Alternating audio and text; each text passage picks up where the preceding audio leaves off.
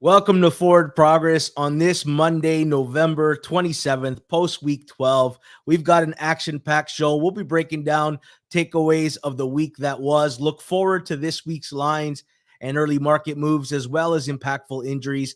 Plus, we'll preview Monday Night Football, and I'm going to get Cleve to give out some first touchdown scoring props, but I need to see at least 50 likes in the from all the people viewing this. If you guys want those, otherwise I'm not going to allow Cleve to do it. Please do like if you enjoy the content. It really does help boost us in the algorithm. Of course, none of this would be possible without our sponsor, Pinnacle. They're the world's sharpest sports book and available to bettors in Ontario. Find out what the pros have known for 25 years. Everyday competitive odds, your trusted sports book. Bet smart, bet Pinnacle. Must be 19 plus in Ontario. With that being said, I'm your host, George Sofidis. I'm excited for today's show. I'm joined on Mondays by Suma, pro sports bettor, creator on the Hammer Betting Network, and Cleve TA plus EV bettor, cleveanalytics.com. Gentlemen, it was a privilege of a Sunday night football game. There was a lot to chalk up, but Cleve, I actually wanted to start with the last consequential play of the game. Zay Flowers decides not to go down. He wants to get a touchdown and pad his stats. I heard some veterans, Kyle Van Noy and Kyle Hamilton, joke around that they wanted to, unstrap their pads, and they were upset that they had to go out on the field for another drive. Cleve, are you surprised more coaches aren't just adamantly coaching this, that you like show the Browns Jets game from last year and say, stop it. Let's just end the game when it's 100%. Yeah. I mean, there's really no benefit to it. I mean, betting aside, there's just no benefit to scoring there because the game's over. When's the last time we ever saw a quarterback go, kneel it out and fumble? Like it hasn't happened in like 40 years or something, ridiculous like that. So it's a virtual, the game is over once you get that first down. Whereas as he's running in the open field, there's actually, a quarterback chasing him. He could easily have knocked the ball out and could have gone, could have fumbled it. But even with the score, yeah, you've got a really high win probability, but like you said, the defense still has to go out in the field. You never know. The Jets came back in a similar situation last year against the Browns, and the fact that you're increasing your injury risk on defense, like they've got a Super Bowl team here.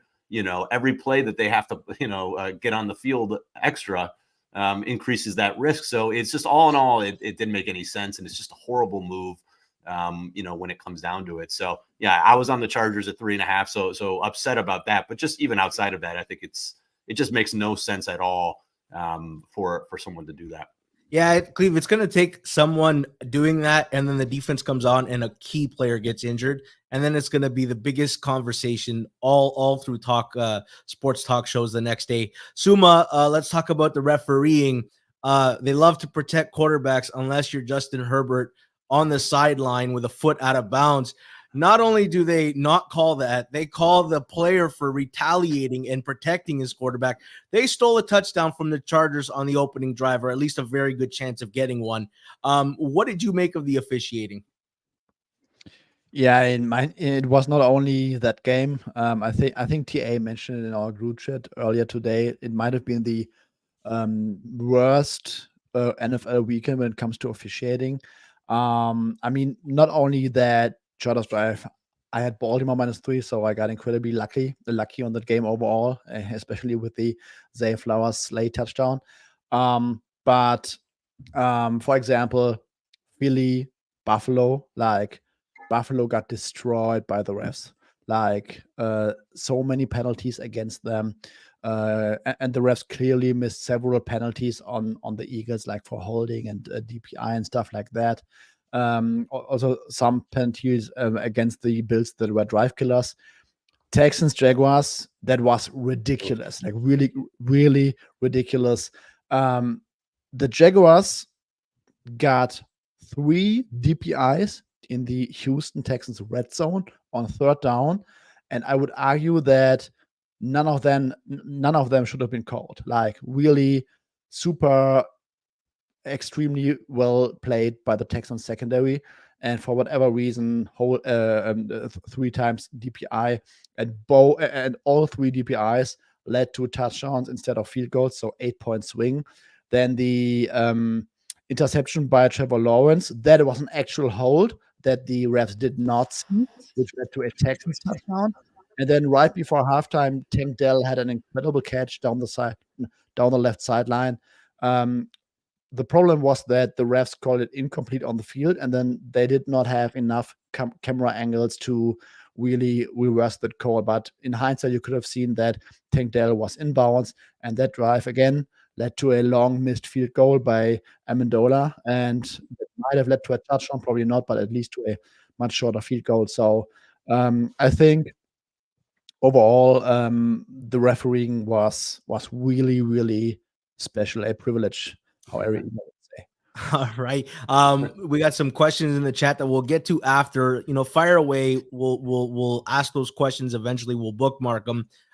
Cleve, John Harbaugh and Brandon Staley once were forward-thinking coaches who pushed the envelope on fourth down decision-making. And then whenever they were wrong, there was like a barrage of media questions, and basically they've both crumbled to the mob. They've changed their suddenly the math doesn't matter to them anymore, and they're going with gut feel. Is that just inevitable? Like, we're still in a results-based business? And who is our new prince that listens to the math and the analytics and doesn't care what people think? Yeah, so I think it's a couple things. So Staley, I think it was last year, he started to really go away from going for it on fourth down a lot of times, no matter where it was on the field. And I think it felt like that was a combination of the media scrutiny, and I'm sure the ownership had an issue with that. So he started to scale that back to the point where it's like you're not even sure what value he's adding anymore, because that was really the most value add that he had on that team, because the defense isn't playing well at all. Yeah, but Harbaugh was the same way. I mean, the Ravens are one of the most analytically focused organizations in the NFL, and they are starting to kick a lot more field goals and not go for it on fourth down nearly as much as they used to. I mean, the Titans game, if you remember, in London, he got away with it, but I think he kicked like 3 or 4 field goals inside the 10-yard line, and they ended up winning, but it could have cost them that game. And so he's, I think it's just, again, a combination of just some of the pressure that you're getting from maybe the media and the fans, etc. But then also, I think just the way red zone scoring is really, really down this year, like historical low levels. I think these coaches are just afraid. They just want to get points. They're like, look, no one's scoring in here. Let's just get field goals when we can and figure it out later. It almost cost them again yesterday with Justin Tucker. You thought he was automatic when you're up 13-10 late, and then he misses a field goal. And, if Herbert could have made a couple plays, that they could have won that game. So, I don't know. And who's the prince? I guess, catching me on the spot. I mean, Kevin Stefanski, I think with the Browns, still does a great job of it. No matter who his quarterback is, which is interesting. I mean, even with DTR yesterday, inside the 5-yard line on fourth down, they went for it and they scored. So he's been pretty good at it, I think, overall. I mean, on occasion, he'll kick the field goal just because of, the team he has, the roster he has, especially with that defense. But him and Dan Campbell are probably the two, I guess. Now, Dan Campbell takes it to an extra level because he just keeps he does these fake punts inside his own territory. And that, the one against Green Bay on Thanksgiving was probably unnecessary. There's certain times where I think it works. That one, that just didn't feel right. But anyway, at least he's taking chances. I'll give him credit. We got Frank Reich, who got fired today. My one biggest issue with him is, you don't have talent. Your receivers can't separate. Your quarterback's a rookie, all that stuff. But you didn't even try. I can't recall a single time that they ran a fake punt, field goal, anything. They didn't do anything, to open things up and cause confusion on the defense. And so that's what gets me, is when you have a bad team and you don't even try in those situations. So, I would say Campbell and Stefanski are probably are at the top of the board. What I hate is when the teams are indecisive of the same circumstance twice in the same game. Like the Dolphins go for it 4th and 1 against the Jets at the goal line, 4th and goal from the 1, don't get the touchdown. And then in the same situation on the very next drive, they settle for a field goal. And I'm just like, I don't like when there's reactionary within the game. I'm like, if you're going to do it, go for it both times or take the points both times. Suma, first look of Ravens with no Mark Andrews. I don't know who the team to beat in the AFC is. Is it still the Ravens? Is it the Chiefs? Is it somebody else? Yeah, I mean, the Chiefs, we have a very strong prior on. all the issues that the Chiefs have, we would probably think in our head, okay, when it comes to January, the Chiefs offense will be fine and their defense is much better than in recent years. So Chiefs are up there. Ravens also belong up there. That offense should be fine going forward, even without Mark Andrews. That defense, I think they are a little bit overrated by now, but it's still like their DC is incredible, is very incredible, and I trust that guy to Mike McDonald to come up with a proper game plan, like in like any playoff week. The Bills, I mean, the way that Josh Allen played yesterday, like, I mean, just a maniac. But I have still no clue how they lost that game. But yeah, I mean, we're probably looking at those team at the top. I mean, Jaguars are, in my opinion, sneaky underrated because their offense has changed in recent weeks. They have opened up their offense, more play action, more crossing routes with Calvin Ridley. Their run game is still a work in progress. Their defense, for whatever reason, is playing better than what their personnel looks like on the depth chart. And I mean, the Miami Dolphins, it's time for their offense to come back to business, because that's been a concern in the latter half of the season so far. Yeah. George, I was going to tell you to wipe that smile off your face when I can't, Cleve, because you know what? If Miami marries the first month offense versus current form defense, I think we're the team with the fewest flaws in the AFC. But I'm not going to bother you guys with Miami takes. No, I was going to say real quick, I agree with Miami. I was actually kidding because I was going to say Miami. They're actually in the last 4 weeks since they got Jalen Ramsey back, number 2 in EPA per play, number 4 in success rate now, defensively. And I understand, schedule matters there when you're facing Tim Boyle and Mac Jones, but they also face Patrick Mahomes in that stretch too, and Jalen Hurts. So I like what I've seen. The Jalen Phillips injury stinks. Like, that's a bummer for sure. But we're deep there. We're deep there, right? We still have Van Ginkel and Emmanuel Ogbah as your second and third edge rusher with Bradley Chubb. I know Jalen Phillips hurts. I thought he was a defensive player of the year type player, but we're still very deep there. That's why I'm not like panicking over here over losing a pass rusher. Yeah, and I think just the way they play, they could beat any of these teams. And the way Kansas City's offense is just, it's hard for them to stretch out games because their offense is not scoring enough. And if Buffalo doesn't make it, I mean, they could beat the Ravens. They can, they could beat the Jags. Like, I think that they would be, in my opinion, the potential favorite here. As long, I think if they get, favorable weather and all those sorts of things, like, you don't want to be playing in a blizzard, but I think they've got what it takes right now, to me, to win from the AFC. Ridiculously easy rest of the season schedule. And literally, if Miami gets that 1 seed and they're 2 games in South Beach away from a Super Bowl appearance, I don't know. I'm going to be intolerable and insufferable. Let's move on to the Eagles-Bills. Cleve, Sean McDermott scapegoated Ken Dorsey. Leslie Frazier left in the offseason. Is McDermott done this year if the Bills don't make a significant run? It doesn't make any sense why the team with the 4th best point differential is 6-6. Yeah, I mean, I think he should be. I'm not sure if they'll do it or not, but it's been long enough. Like, it's gotten stale. He's a scapegoated Leslie Frazier with the defense at the end of last year. He did it with Dorsey this year. He just continually makes these in-game mistakes at the end that costs his team opportunities to score. I mean, we already know about, not doing the squib kick against Kansas City a couple of years ago in the playoffs. Even yesterday, we were discussing in the chat, he called a timeout on that before that 59-yard field goal, which, really, does freezing a guy like Jake Elliott matter? I mean, the guy's a veteran. He probably doesn't matter to him. He could have used that extra timeout. I mean, I debated that maybe with 20 seconds left with that weather, you probably don't want to take the risk, especially with a guy like Josh Allen getting a turnover, but at least give yourself a chance with two timeouts. You could have run the ball, run a draw or a dump off and see what happens. He loses that opportunity. So, there's a reason it feels like every time Buffalo, they lose these tight games late against good teams, there's a common thread there. And so I think his in-game decision-making could cost them this year because it's, they're, they should be one of the best teams in the NFL from a record standpoint. And, like I said, they're just 500.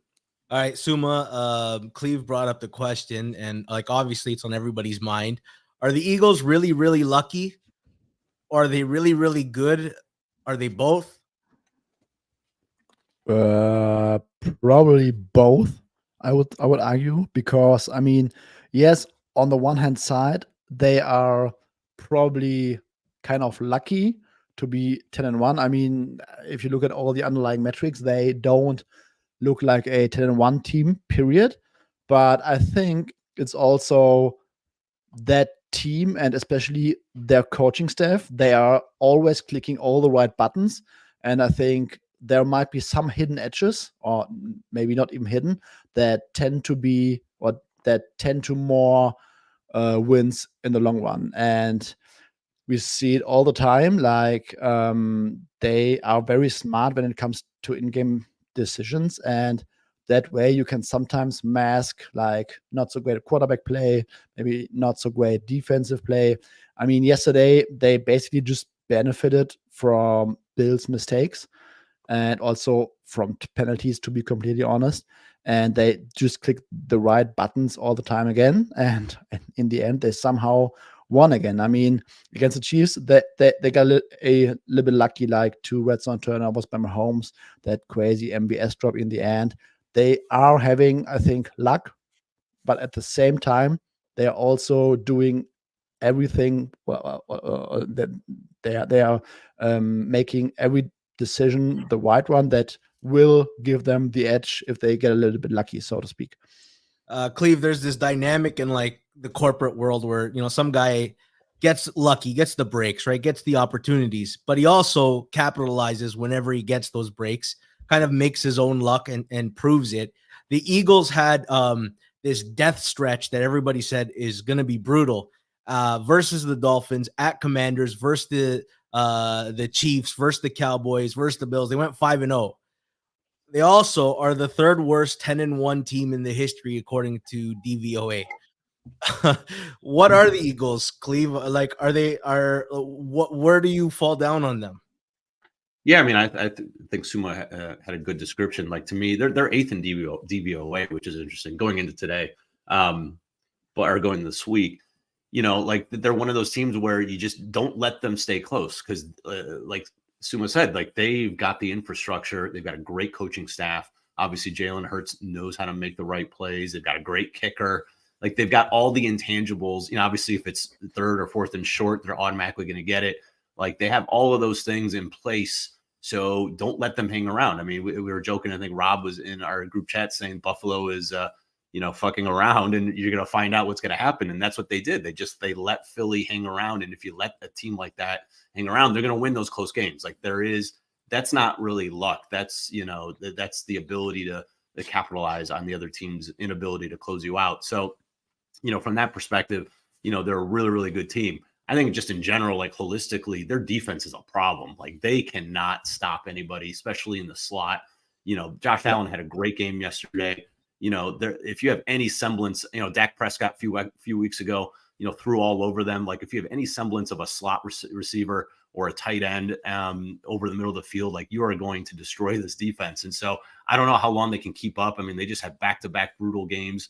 They were on the field. The defense was on the field for 93 plays yesterday. Now they got to go and face a San Francisco team that's extra rested. We could talk about that spread if you want, because I'm sure you'll get a lot in the media talking about this, that, how can the Eagles be home dogs? Well, I mean, the Niners are clearly a better overall team right now, and they've got a huge rest advantage. It's a huge revenge spot too after last year. Like, all those things, like, how many weeks in a row can Philly step up against this type of competition? It's not easy to do. And so, and Lane Johnson's hurt. So a lot of factors going against it. If they can win this week, there's no doubt that, to me, they're the team to beat in the NFC, just because this is such a brutal situation that they're facing this week. So, like I said, give them credit for capitalizing on all those mistakes by the opponent, by letting them hang around. You've got to close the door early on them, because they're going to be able to win these close games with all those variables that they can control. So really good team, but I'm curious to see how this week turns out. Connor Hartle says Philly is the 3rd team in NFL history to start 10-1 or better 2 straight years. The other 2 were the 06 Colts and 72 Dolphins. both won the Super Bowl. Including the Super Bowl last year, Jalen Hurts is like 27-3 in his last 30 starts. It's insane. Let's move on to Jaguars and Texans.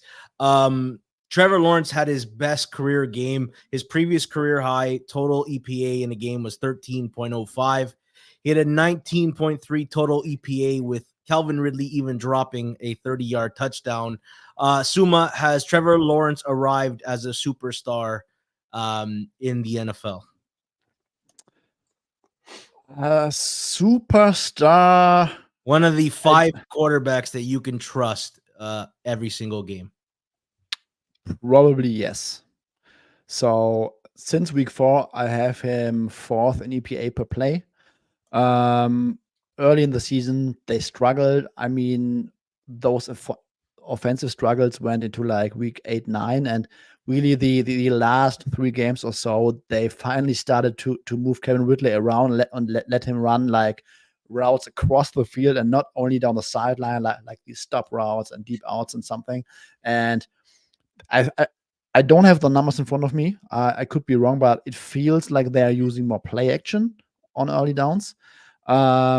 Yesterday, I remember like 3 or 4 early down play action bombs where guys were running wide open on crosses down the field.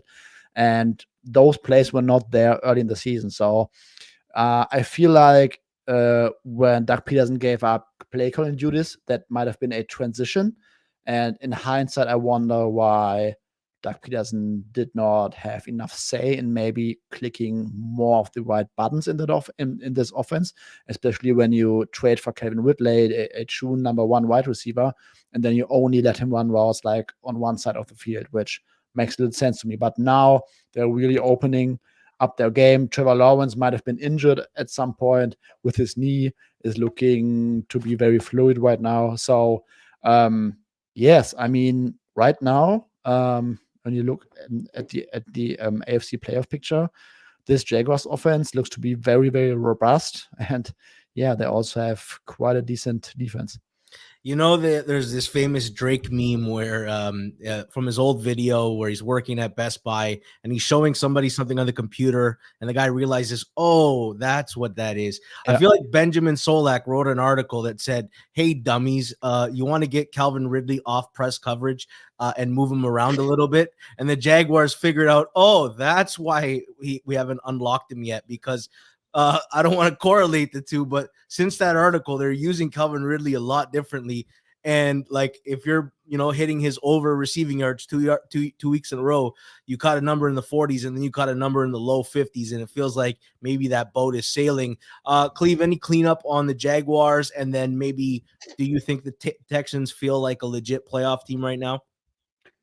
Yes, I think me and Sumo were on opposite sides yesterday. I was on the Jags. I think he was on the Texans, and I thought it was a really entertaining game, by the way. The refs really took away from on both sides. Like, there's just major mistakes on both sides, but it was a fun game. It was back and forth. And the reason I faded the Texans, I mean, I love CJ Stroud, but the defense continues to really underwhelm. Any quarterback with a pulse can throw for 300 yards on them. They just, the middle of the field's wide open. Anytime Trevor Lawrence needed to make a play, he made it. And the fact that Zay Jones being back to me is huge too. Not just in general for the offense, but for Calvin Ridley. I feel like it takes some of the pressure off as another outside wide receiver, because they have nobody at number 3 besides Kirk and Ridley. So that was a huge gap without him. So now that he's been back, I don't think it's coincidence that the offense is playing is much better too. But the Texans have literally before yesterday faced one of the single easiest set of opposing offenses this season, and they're still like bottom 10 to 12 in a lot of the advanced metrics. So they're missing something from that side of the ball. And so I thought Trevor Lawrence hit a couple of amazing throws, even the one before the half when he was kind of falling back, and just perfect ball to Christian Kirk. He ended up getting pushed out at the 1, but that was just an amazing throw. So he had some big time throws when it was needed. I really am impressed with what the Jags are doing. When they do step up and face a team like San Francisco, they're not going to look good. That's just what the Niners do to teams. So I think that kind of skewed some people's opinions a little bit in recent weeks. But, against most other teams, I think they can really compete. And their defense, especially their pass defense, is playing really well. And they faced some tough teams along the way. and they've kind of hung in there. So, I am impressed by what they're doing. I don't think they'll win the AFC, but the fact that their defense is not, bottom level like I thought they could be coming into the season. Yeah.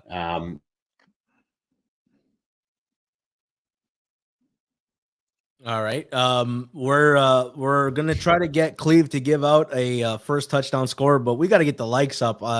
24 likes is not enough. I want to see at least 50 likes, or I'm not letting Cleve give out his first touchdown scorer. Let's do some forward-looking takes in general, and then we'll get some questions in the group. Suma, the Steelers' first game without Matt Canada, 400 yards of offense. Is this offense greatly improved, or is Cincy's defense just that awful?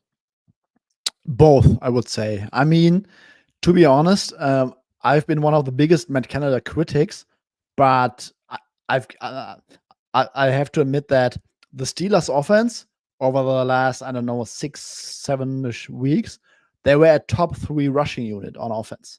It was just that the passing game was like zero connected to their run game, and the passing game like completely stank. Like, I mean, like everything was to the outside, like not really marrying the run game with the passing game. And then all of a sudden, I don't think that you need to change anything on the rushing offense, but finally those guys were using play action, which the Steelers did not really use on Matt Canada, and they were throwing to the middle of the field. Like Pat Freiermuth was running wide open like several times over the middle of the field, like short post, deep post, whatever. And when I remember correctly, there were even like 2 crazy misses by Kenny Pickett.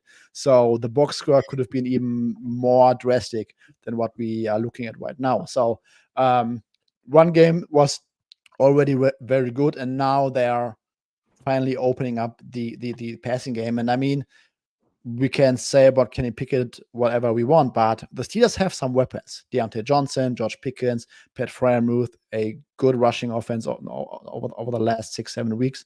So even with a, let's say, very underwhelming Kenny Pickett, this offense should be much better than what we saw like early in the season. All right. Cleve, Bills are 6-6.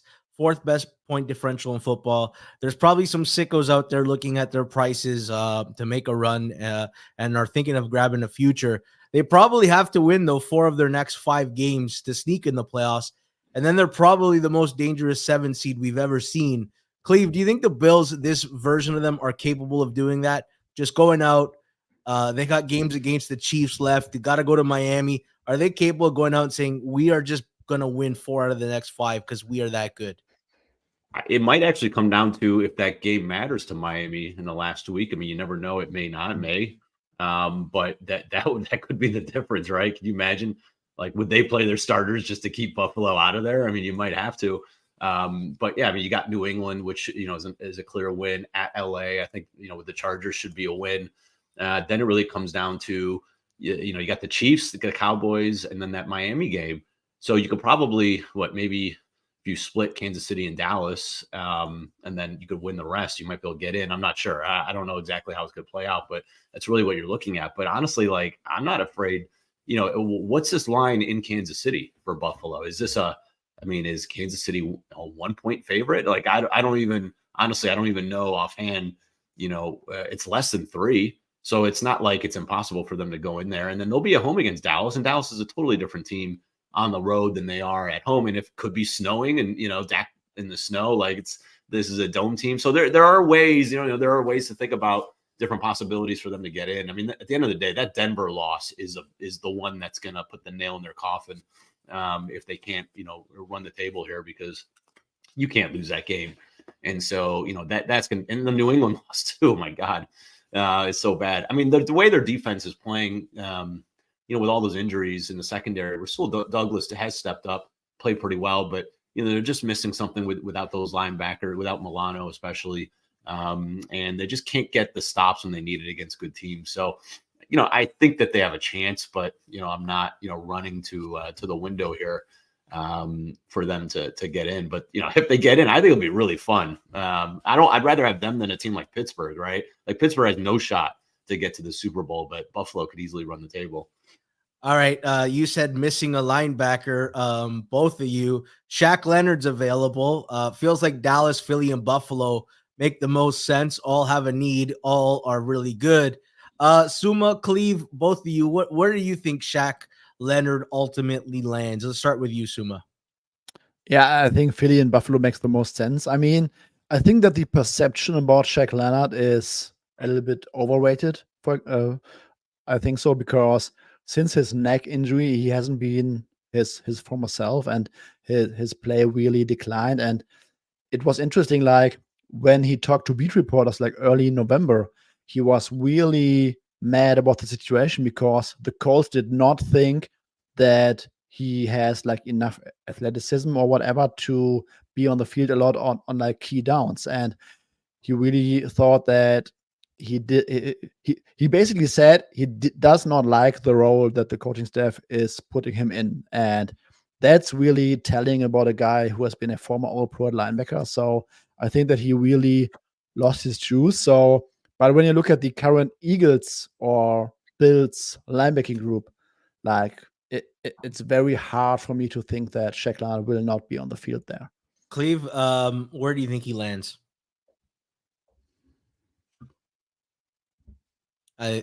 Cleve, are you muted? No, sorry, I froze for a second. Are you asking about Shaq Leonard? Yeah. I asked, where do you think he's going to land? Yeah, I mean, it sounds like Dallas could be the leader, but I would like to see him with Buffalo. I think the thing with Philly is, he's not really he's never been a good coverage linebacker. He's been more of a run stopper and plug the hole type of guy. So I think Philly really does need a guy who can, cover linebackers and tight ends a little bit more. And I guess Buffalo kind of the same way. So I think Dallas probably makes the most sense in that regard. Like I know Jerry Jones loves star power. And just signing guys with a name. And, like Suma said, he's probably not nearly as good as, our perception is. Look, Indianapolis is actually in the playoffs as we speak. So, like, if they thought that he still had enough in the tank and, could really play, like, they would have kept him. So, that always is a signal to me whenever these teams let these veterans go. It's like without fail that these guys underperform in their next stop. So it's probably more hype than anything. It's nice to have the veteran presence, but he's probably not going to move the needle too much for any of these teams. All right. Suma, the Rams look really good with Kyren Williams back. Like he gives them a dynamic on offense that makes them a lot more dangerous. Is that the case, or is this is the Cardinals defense? They're really, really bad, and they're going to make a lot of offenses look really, really good. Both. Going into last week, the splits for that Rams offense with Kyren Williams on and off the field were already very drastic. Like one game, pass game, like really, really drastic splits between EPA per play and success rate. And those splits even got a little bit bigger, despite Royce Freeman also not running that badly yesterday. So Kyren Williams really is a dynamic weapon on the ground, but also in the passing game. Like they are designing screens and pass plays for him that you probably could not do with Darrell Henderson. And if you cannot do that with such a guy like Henderson, the defense has to play differently.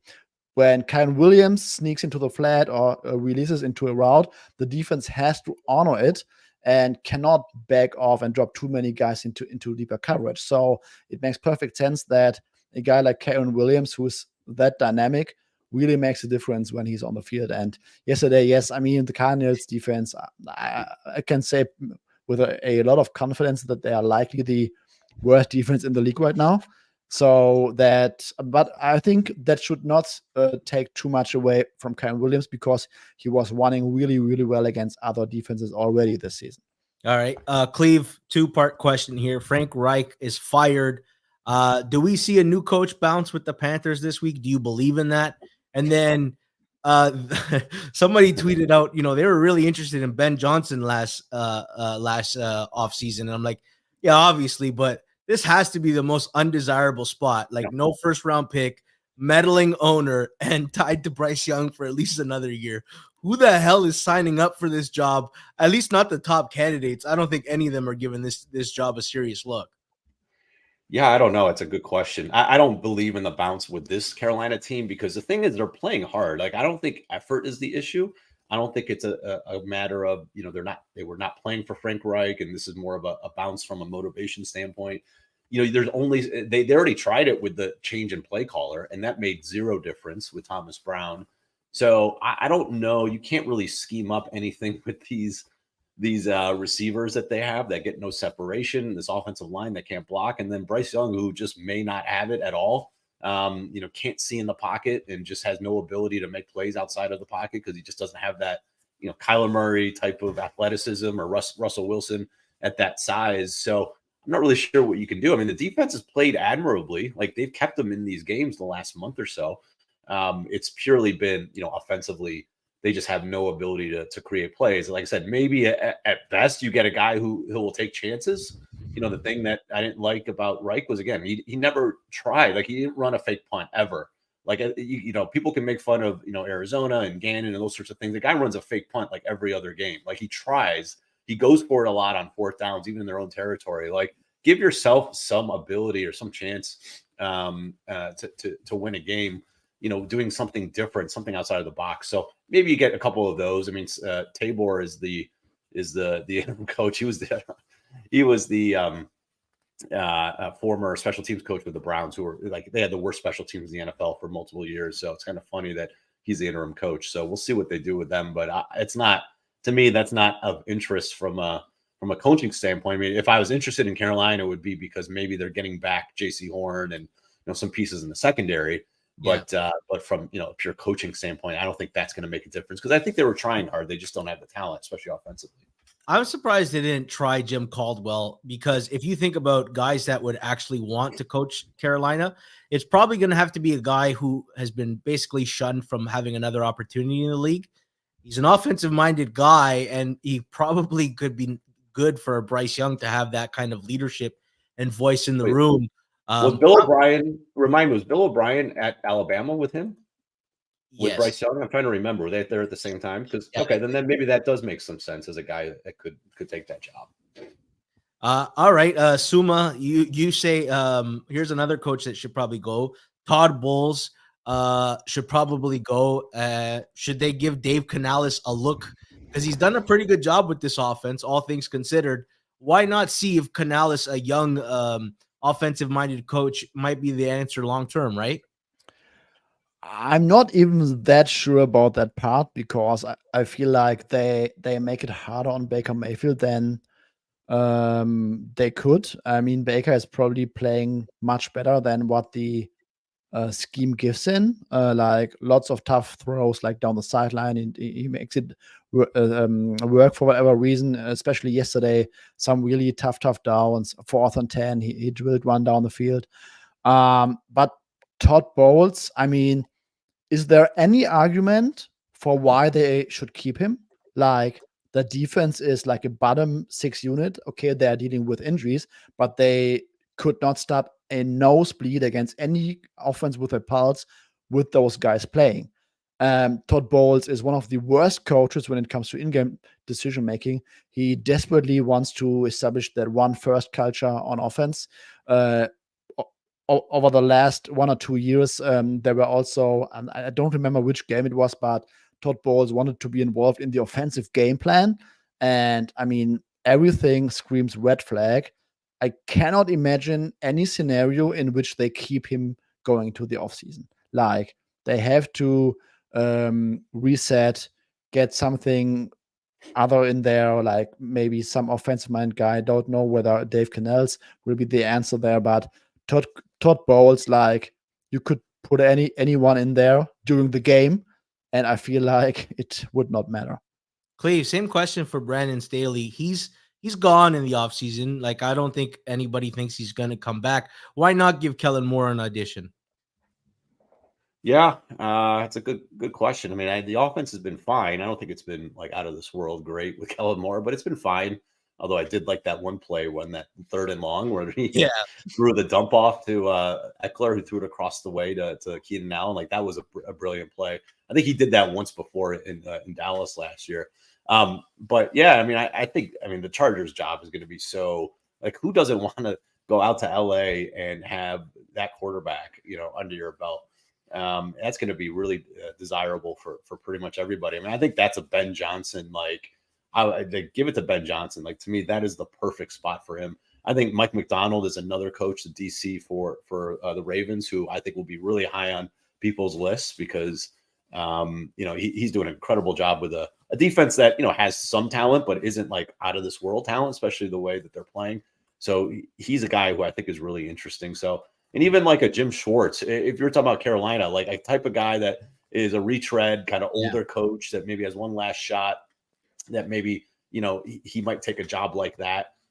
That's another name to think of. But, to me, Ben Johnson and the Chargers are just like such a perfect marriage, in my opinion. All right, let's take a couple questions from the chat, and then we'll get on to the market moves and injuries, some interesting lines. And if we can get up to 50 likes, Cleve's going to give out a first touchdown scorer. But if you guys let us down, I'm not going to let him do it. There was a question earlier about from Nathan, which ugly dog is your favorite this week? There seems to be quite a few inflated numbers. I think we get to the late stage of the season and it's like no one wants to bet some of these ugly teams, and there's a natural inflation that occurs. Which ugly dog right now are you willing to plug your nose on and say maybe I have to consider them this week? Suma, let's start with you. I'm just looking at the board right now. Which ugly dog? I don't know. One if you want me to start. Yeah, please start. Yes, please start. Got an ugly. I mean, I think the Cardinals are the one ugly dog I would take, just because, I think that look ahead was 3.5 or 3, and now we were up to 6.5. I think our buddy Hitman released that at 6, so it's down to 5.5. But I think just from, if you're giving me the list, I could only pick those ugly dogs. Do the Packers count as an ugly dog? I don't even know anymore. No. Ugly. That's a nice dog right there. That's a nice dog. Okay, so then to me, it's the Cardinals, just because they have ability to score. Their defense stunk yesterday. Without Kazir White and some guys missing on the D line, but it's not like Pittsburgh looked better yesterday. They still barely survived Jake Browning, and just as bad of a defense, to be honest, with Cincinnati. So, your odds of a major blowout are lowered with a team like Pittsburgh. And, Kyler can make plays, and he's always much better as an underdog, especially on the road over a field goal. So I think of all the teams that are kind of the, hold your nose, I think it has to be Arizona between that grouping. Yeah. What about Jets, Suma? Are we going to plug our nose and back Tim Boyle or no freaking chance? No freaking chance. I could bet the Jets at 2.5, or I mean it's basically a soft 2.5 for the Falcons. You don't want that defense against Desmond Ridder laying 3. It's actually kind of enticing. I won't do it, but I can understand people thinking about that. Yeah, I can too. But I mean, for the Falcons, they probably need like 2 or 3 good, well executed plays, and which gets then into the red zone. And then on the other side, I have like zero trust in that offense. I mean, that Jets offense is like on historic pace. Like, we are talking like bottom 10-ish, bottom 8-ish defenses over the last decade when we look at stuff like EPA per play. So I don't know what's it at DVOA, but EPA per play, I think we are reaching like really bottom of the barrel of the last century. And I still have a lot more trust in the Falcons offense with Desmond Ridder to get maybe something going in this game than on the other side. So I could not bet the Jets here.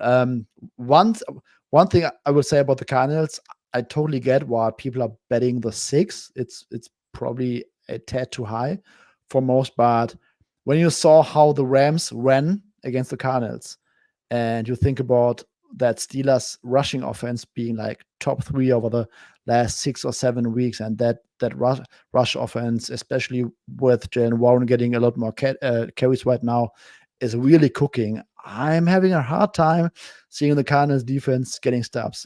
I would really hope that Kyler gets anything going on offense. My only thing with that, sorry, George, I don't mean to interrupt. My only response to that, again, I didn't bet it, so I'm just making the case, is when you're facing Matt Stafford and those, Nakua and Kupp, you got to lay back a little bit. You got to respect the play action and respect the passing game. And at least with with Kenny Pickett, you can stack the box a little bit more and take your chances one-on-one with your corners. That's the only thing I would say. And plus, if you're running the ball a lot, you're eating up clock, and that increases the variance, increases the value for a larger underdog with a team like Arizona. I would say I already checked the weather because I thought if this was a game that's going to be ugly and cold and rainy or snowing, like this is a huge advantage against a dome team like Arizona, but it doesn't look to be too bad. I think it's in the 50s in Pittsburgh on Sunday, so at least it's manageable. But I actually am curious. I mean, I was curious why Kyler was playing late in that game yesterday. I couldn't believe it that he was still playing. I had some messages into people I know wondering, like, why is Kyler in the game with that injury risk that late? So this is a game you got to be careful of with TJ Watt and Alex Highsmith in bad conditions potentially, or at least bad field conditions. That grass isn't great in Pittsburgh, but yeah, that would be my only pushback is at least you can take more risks with a quarterback like Pickett. You couldn't do with Stafford, sure. But it's tough to back that defense right now. I totally get it. All right, let's look at current market prices and injuries. And Jason, the producer, tells me we're 7 likes away from 50, which Cleve will be allowed to give away his first touchdown score. Let's start Lions and Saints. Suma, I guess the story of this game is injuries, right? It's Olave got hurt and Shaheed got hurt. And suddenly the Saints are down to who? I saw Lynn Bowden Jr., and I'm watching it with my cousin who's a Raiders fan. And I'm like, this is a guy who went through both of our teams, and he's sitting there making catches for New Orleans in the fourth quarter of this game. Are you surprised at the 4, given all the Saints injuries? And how are the Saints going to generate any offense in this game? Zero clue. I agree with the move towards -4. I mean, we are talking about the top 3 wide receivers potentially being out. And it's not like this offense was above average before with those guys. So, yes, the Lions defense is really, really bad. But, I mean, I would probably expect the Saints to come out with a heavy dose of Taysom Hill, like in various packages, quarterback ones, designed ones. And also, they will have to use him in a traditional tight end / receiver role this week, I would guess. So I think that should be the key to the game for the Saints, really getting Taysom Hill involved and try to optimize that game plan against that soft Lions defense. Also, the Lions defense is not that great against the run, so I think they should have success with Taysom Hill getting more action under center.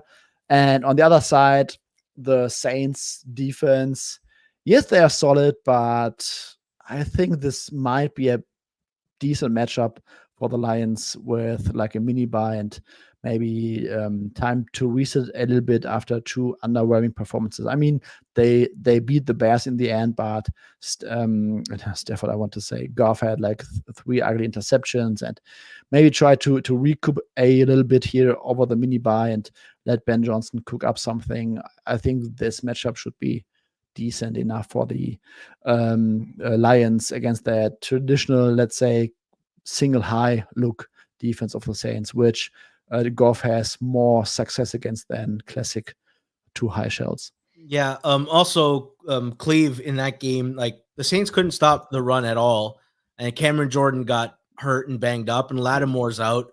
Are the Lions going to lean on their big uglies and just run it down their throat? Is that what you're expecting from a Detroit offense? That's a good question. It's not. So I just, full disclosure, I took one bet today, and it was Detroit at 3.5. So obviously I agree with the move. I got ahead of the move, but yeah, I mean, you're talking about Chris Olave, who has a concussion, and like we already know, that's what, like a 90% rate of likelihood of sitting. You've got Rashid Shaheed, who's got a thigh injury, and some of the Twitter docs thought that was at least a 1 to 2 week injury. He didn't come back into the game. He tried and then couldn't run. You're already missing Michael Thomas. So you're talking about A.T. Perry, a rookie out of Wake Forest, and you're talking about Lynn Bowden and Keith Kirkwood as your receivers. And as we saw with Green Bay and Jordan Love on Thursday, the way you attack Detroit is over the top. Like they've given up one of the most explosive, highest explosive play percentage from a pass standpoint in the NFL over the last 6 weeks. They're like 31st in ADOT allowed. So like you go over the top with this team, and you can't. Who are you going to do that with? Like Lynn Bowden's like a gadget guy. A.T. Perry's just a big body, kind of slower receiver rookie, and Kirkwood, I don't even who knows. So they don't have the pieces to kind of attack this Detroit defense in a way you're supposed to. And then, like I said, on defense, Cam Jordan could be out. I mean, Marshawn Lattimore is already out. That's a huge loss for them. So St. Brown should have some room to roam. So yeah, I mean, I think they'll probably play a little more conservative. I thought they were starting the game more conservative with a lot more David Montgomery runs last week. I think they're starting to get nervous about Jared Goff. With all these mistakes, he's kind of regressing back into the Goff pumpkin that we're used to.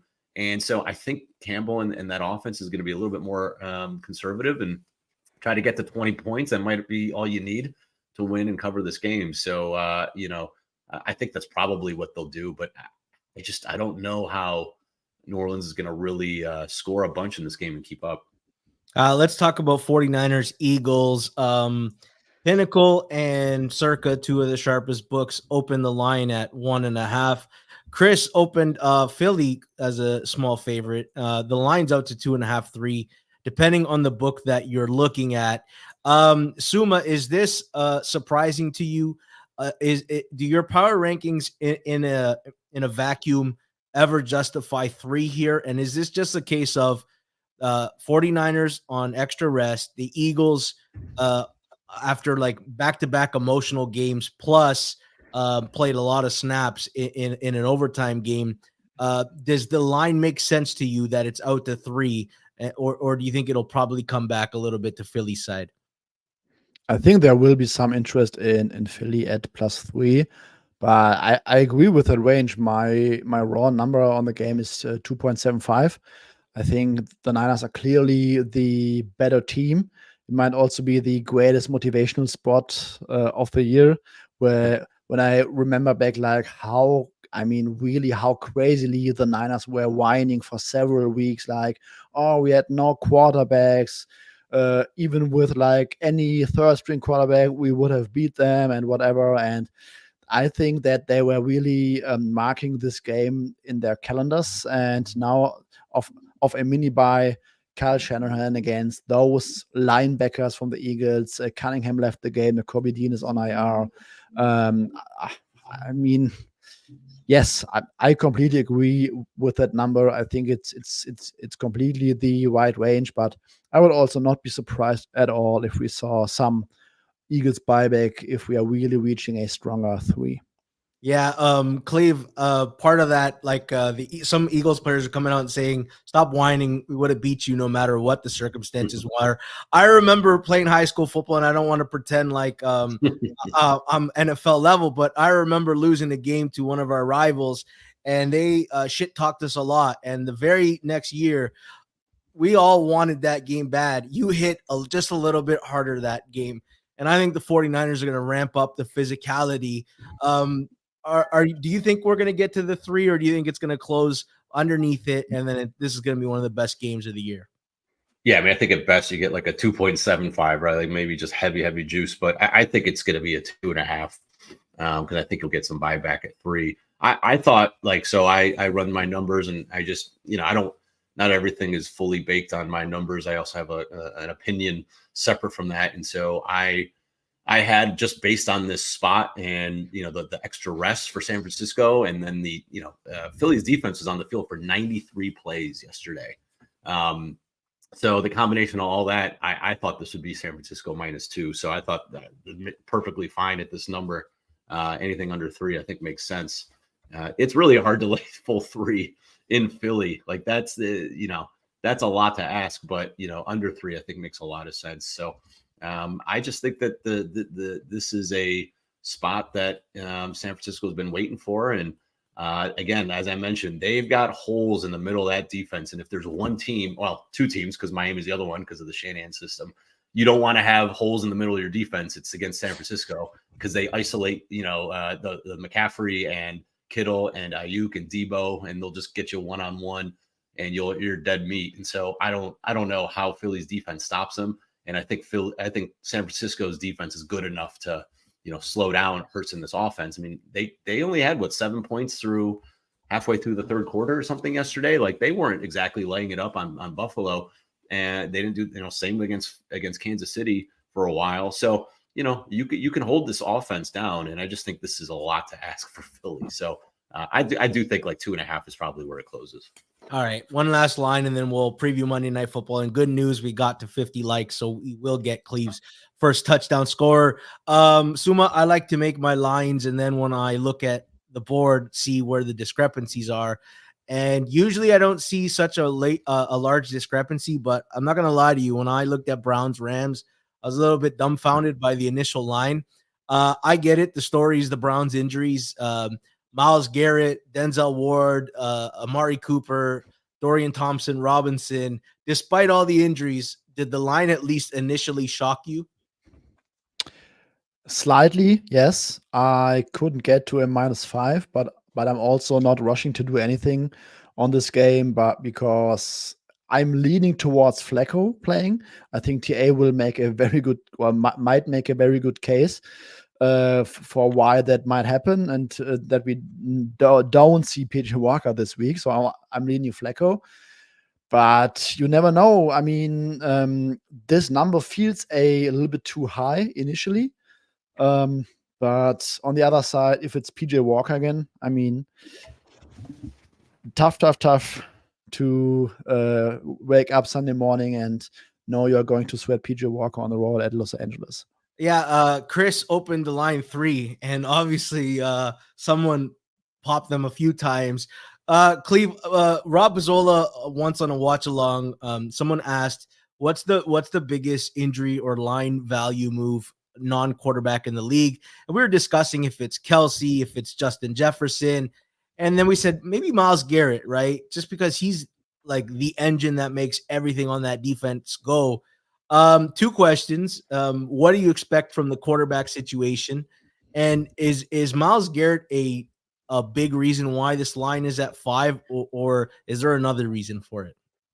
No, it's a combination of all of that. So I do expect it to be Flacco. And again, I don't have any inside info or anything, but so DTR got a concussion. Guy was spitting up blood. So I would find it hard to believe that he's going to go. Then you've got PJ Walker, who was just atrocious yesterday. Again, worse in the NFL when you look at EPA per play and success rate. He's just not an NFL quarterback. So I think at this point, you've got 2 full weeks with Flacco under your belt. Well, not 2 full weeks, probably. It's going to be 2 full weeks at the end of this week. That's enough for a veteran to at least get enough of a playbook, I think, to go in and start. And who knows how that's going to look? The guy's been on his couch for the last 6 months or whatever. No one signed him off the street, so he could be rusty. He's got no mobility at all, so I'm sure they'll blitz him. It's the combination. I don't think the DTR to Walker or Flacco is really worth much of anything. Yeah. But it's the Amari Cooper, who's their only offensive weapon for the most part. Yeah. He hurt his ribs, and now the x-rays are negative, but that could be a situation where he's either out or playing with a jacket, and he could be limited. He's obviously going to be playing through pain. And then defensively, you're already out Denzel Ward, who may or may not play. It didn't sound like he was even close to playing this week. So, and Greg Newsome got torched by Sutton yesterday. Yeah. And then you've got Myles Garrett, who can't even lift his arm is in a sling, and he hurt a pop. So I think when you combine all of that, I think it's just like the domino effect. I don't actually think if it was just Myles Garrett, I don't think the line would move all that much. I mean, personally, just because your defense is already good. You've got Zadarius Smith and Okoronkwo, who's a really good defensive end. It's not like, I mean, obviously Myles Garrett's on a whole new level, but it's not like your defense just completely falls apart. It's not like to me, Crosby is so valuable because he's the only defender, the only pass rusher on the Raiders. So I think it's the combination of like all those guys being out, on top of Chubb, on top of your tackles, and on top of Watson. But yeah, this line probably is a little high, but you're missing a lot of key players here. So, I think it's definitely if all those guys are out, definitely should be over a 3. It's just a matter of, should it be 3.5, 4, 4.5, 5? Like, it's going to be somewhere in that dead range, I think, when it's all said and done, if all those guys are out. If we waited just 5 minutes to talk about the 49ers and Eagles, we could talk about money coming in as it's happening. That game's going to be bet a lot. Like, whoever makes the case for either side is probably going to find something they like. Let's move on to Monday Night Football. I guess Justin Jefferson not playing was expected, especially with the bye week next week. For the Bears, Dante Foreman's out, but they've got their running back in Khalil Herbert. They played last time, Suma, and that was the Kirk Cousins gets hurt game, if I remember correctly, or it was Justin Fields got hurt. Yes, and Cousins was already out. There was not a lot of offense in that game. It was a little bit ugly to watch. Suma, what are your breakdown? How do you see this game playing out? The money has come in on the Bears. It went from 3.5 to 3 where it currently sits. Yes, I think this might be rather a defensive battle than an offensive battle. Joshua Dobbs, I mean, that guy is playing incredibly well in terms of what we thought of him going into his stint with the Vikings. Bears defense has been playing better lately, especially against the run, not so much against the pass. So I feel like that the Vikings should have some open guys down the field with TJ Hawkinson and their rookie receiver. Justin Fields, I think he might be in hell against that Brian Flores defense. Like, Fields is not that great against the blitz this season. Also, I'm just pulling up coverage data right now. Minnesota plays a lot of cover 3 at around a 40% clip. Fields not great against cover 3. That's where he struggles the most. And Brian Flores really uses all his blitzes and then plays zone coverage behind it. So if he sees that on tape, I would not be surprised if he exactly dials up all the crazy blitzes, also like run blitzes. So maybe with some sort of a spy, because Justin Fields might just kill those blitzes with his legs. Yeah. But overall, I don't think that it's going to be a very great matchup for the Bears offense. I could be wrong about that, because Justin Fields has really been playing much better lately since that Week 4 Denver game where they switched up some of their offense, where they call more designed runs for him and try more play action deep balls. And on the other side, Chicago likes to play some cover 2 to high shells, which Dobbs has not been that great against. Dobbs has been better against man coverage, has struggled mostly with zone coverage, so also not a great matchup there. I had a lean on the under when it was still 44, got bet down a little bit earlier. I will not have any play on that game, I guess, unless there comes a sick wave of Bears money, and at some point I might get a small edge on the Vikings. But right now I will just enjoy watching that game, see how the Bears offense progresses, and might be an exciting game. Cleve, the Bears actually do stop the run well, so they might take away Josh Dobbs's legs and force him to beat him through the air.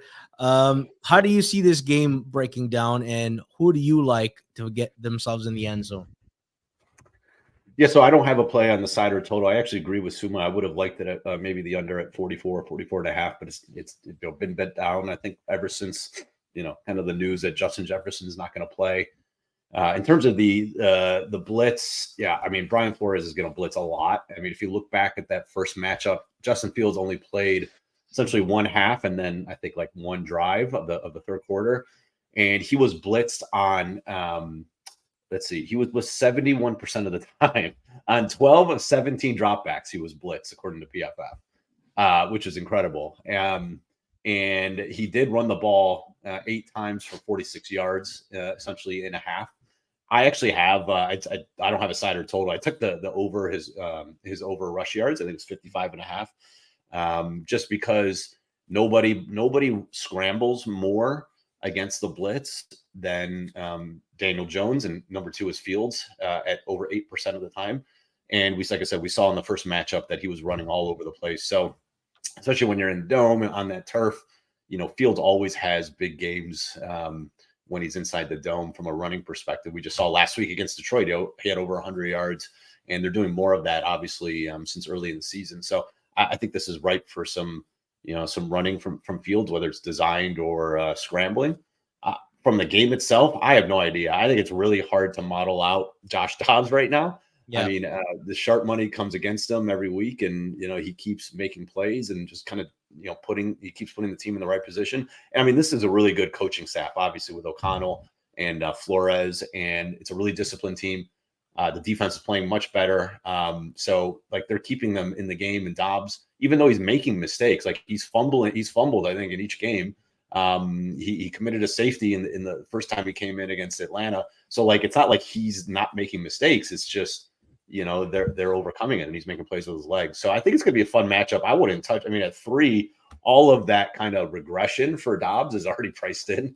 Like if you wanted Chicago, you should have taken it at 3.5. But it's at 3. It's properly priced, in my opinion. So I think it's going to be an interesting matchup. I think it's a fun matchup, and I'm just going to be rooting for Justin Fields to run the ball. In terms of first TD, so I took one of each. I did this. Usually I take just kind of one long shot for primetime games, but I started for the Thanksgiving games. I was taking one on each team, and I hit Jaden Reed right off the bat, 18-1 with Green Bay. Gave that out on Twitter.